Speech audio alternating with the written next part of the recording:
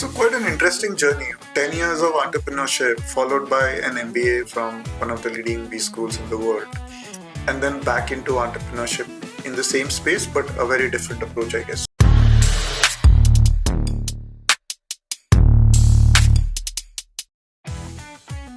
Hi folks, this is Ankit, your host for Traction Talks. Today we have someone very special, a seasoned edtech entrepreneur with 15 years of journey in this space, a mid-career MBA from MIT, and currently he's doing something very interesting in the student counselling space.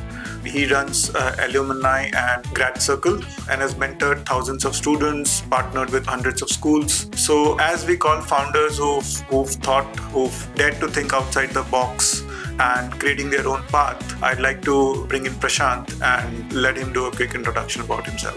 Thanks, Ankit. Thanks for hosting me. The idea, of course, has been that I have been in education for so many years, and it started by chance. I was myself preparing for my own MBA like any other graduate student did in the early 2000s. Joined IMS, where I started mentoring, counseling students, and realized that there's such a beautiful space, working closely with students, and the change that you bring in their lives, the impact that you can make. And that's how it grew. That's how the education space grew on me. And that's where I also started a career coaching and study abroad counseling company, which was Admit Square Consulting, ISB Mantra, so a couple of ventures in that first 10 years of my journey, and we'll talk more about that. We'll love to talk about my recent ventures, which is Alum-n-i and Grad Circle, and these have been, of course, post MIT, because the first 10 years, which was in the education services space, that gave me a lot of insights about working with students.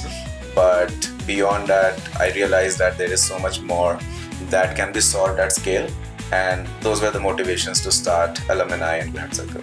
So quite an interesting journey. 10 years of entrepreneurship followed by an MBA from one of the leading B schools in the world. And then back into entrepreneurship in the same space, but a very different approach, I guess. So what triggered the shift to an MBA from MIT, and how has life changed after that? Right, so having mentored so many students to the top business schools, say brands, because it's a dream for anyone to study at a Stanford, MIT, Harvard, and having coached so many students, I was never away from that dream. But I had also seen enough students take that plunge without knowing why they are diving into that commitment, where they don't know the money and time that they will be spending. What will it be for? But for me, it was important to take that plunge when I was ready. And I was looking. So interestingly, going to MIT was not to find my calling. It was to build on what I was building. Sure. So that helped me really well, because when I was there, I was able to focus on the right things. I was able to focus on entrepreneurship. I mean, being on the dean's list was not the top of my list, but being mentored by some of the top VCs in the US, being able to incubate my startup at MIT, being able to get the right ecosystem, get the right network. So those were the biggest takeaways, and that was one of the biggest reasons I committed to that, because studying in the US is a big commitment, both in terms of time and money, especially when you're already running a company. So and it came at an interesting time, because also the fact that I had run a venture for almost 10 years as a founder, as the CEO. So when you move out of it and take an external perspective, you are able to bring in new people. And that's where we were able to bring in a CEO for the ongoing business. And now, even when I returned, that model continues, and now I'm able to focus on the new things that I wanted to do. Yeah, that's something very interesting. So, somebody like me stepping out of the business and handing it to someone else to run day to day is still something that I'm trying to figure it out. And it's a good thing that you step out of the business for 2 years and then, the business is still sort of continuing and growing without you. That's something, it needs a lot of frameworks and a lot of courage to do so. So what are your insights on that part of life? So I wouldn't say that it was completely planned. It was more of because you are stepping away, you are committing to something larger. Correct. So at that point, the primary goal was to sustain what was going on. And, when I got into that mindset where, okay, let's bring in an outsider to run the business, The idea was, let's see what's the worst that can happen. It will not grow, but let's just ensure that it sustains. But interestingly, what happened is, you have been doing things in a certain way over the years. And now when you look at it from outside, you are not just able to make strategic contributions, but you're able to also set up systems that will help the business grow. And this is what happened. So we had our fair share of success and growth after this new person came in, and now he has been able to bring in a lot of energy, a lot of systems in place. And of course, being at MIT, you learn things. You are able to then contribute in those ways. So it has helped in that way. But then the way it has also helped is when you set out to do something larger, alumni and grad circle. So then you bring that perspective. You zoom out and you then zoom in here and say, okay, now this is how you build teams. This is how you build a culture. This is how you build a system. So it has helped me both in my ongoing venture as well as the new ventures that we built. Perfect. So Prashant, EdTech industry, we've seen the best, we've seen the worst. Baiju almost gone down the drains. Physics Wala going for an IPO, still going strong. There's a lot of consumer demand. There is a large market out there. But why such variance in this industry? I mean, what's happening out there? Indeed, I mean, EdTech is a very interesting space, not just because I operate in this space, but also because, like you said, there's so much variance. Investors are very wary of whether to invest in this space, not. There's a lot of investment, and I think COVID had a lot to do with it because there were so many EdTech startups that got funded in that time that as an investor, you probably burnt your hands. You invested in ideas that were very temporary, fragile, COVID oriented. And then what one has to understand is students are not going to stay online. They are not going to, there is no way that even with all the AI, all the tech, that schools and colleges and the education system can be replaced with tech. Okay. Tech can be an enabler.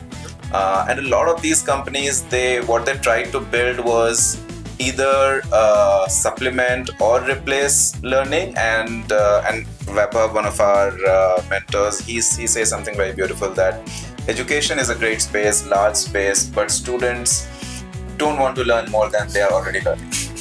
And we are trying to push a lot of learning down the throat. So I think what Baiju's was building was a lot. It kind of boomed, and Vedantu as well. There are a couple of other companies where there was a lot of growth during COVID, unprecedented. That was because students had nothing to do. They were not going to school, and their routine was fairly free. But then back to routine, you and I know how much students have to play more than learn. And the idea is now what Physics Wala, which you mentioned, is doing well. They're not trying to replace anything. They're not trying to. So unless you're solving a problem, unless you are solving for what students really want to learn already, instead of trying to bring in new learning which they don't need, or trying to meddle with the core curriculum of what they may want to learn. Because Coursera or all the skill building for mid-career professionals is a very different model. You cannot just pick it and put it in the school ecosystem. So what's so unique that you're doing in this space, and what's the exact problem you're solving? Who are the competitors, and what's happening there? So for us, we leveraged all this learning and understood that for students, especially the fact that we are operating a lot in the K-12 space, or rather K9 to K-12, and there is a lot of shift in the way students are exploring careers. They are learning all right, they're developing those skills, but then the way they're looking at careers is very different. I remember growing up in my, let's say, grade 10th or 11th, someone asked me, what do you want to do? And probably you and your friends, a standard answer would be, I would crack IIT and then go to an IIM, do an MBA. It was a very easy, very good answer. But ask the same question today to a kid, more than 50% would not even name an IIT or IIM, and they don't care about these brands. They care about a career that's fulfilling. They care about new careers. Just off camera, we were talking about psychology, and so many new streams coming up. So there is huge diversification of careers. And not just diversification in terms of the range of things that students are doing, right? From sports analytics to psychology to filmmaking, writing, because there are more opportunities that have cropped up. And there is also diversification in terms of geographies. I have had, working with students now, we also get to interact with a lot of schools and parents. The parents who themselves studied at an IIT.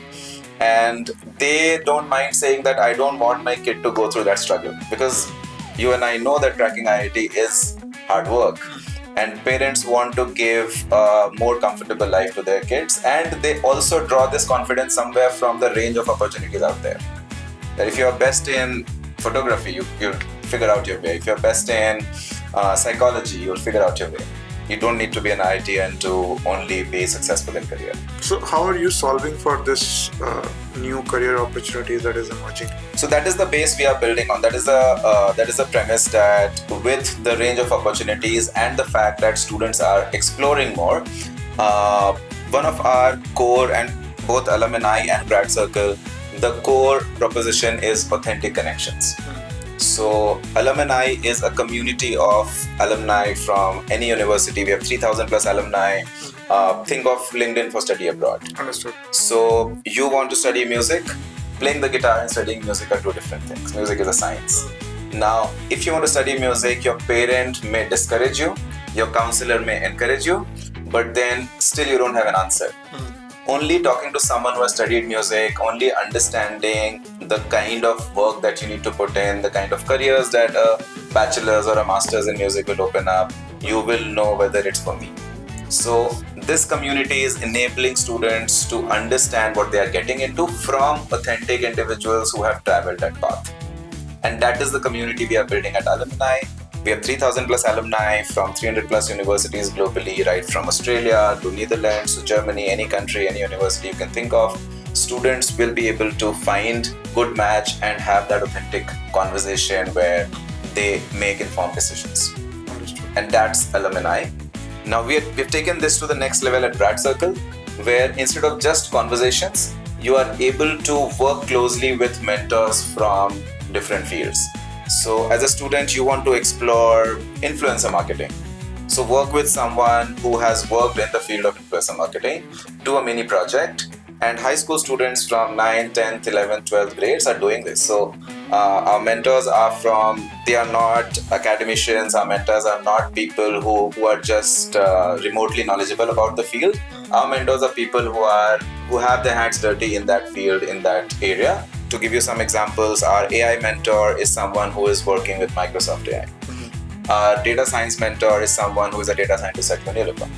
Our writing and filmmaking mentor is someone who is a national award winner, who was the writer and director for one of the series on Netflix.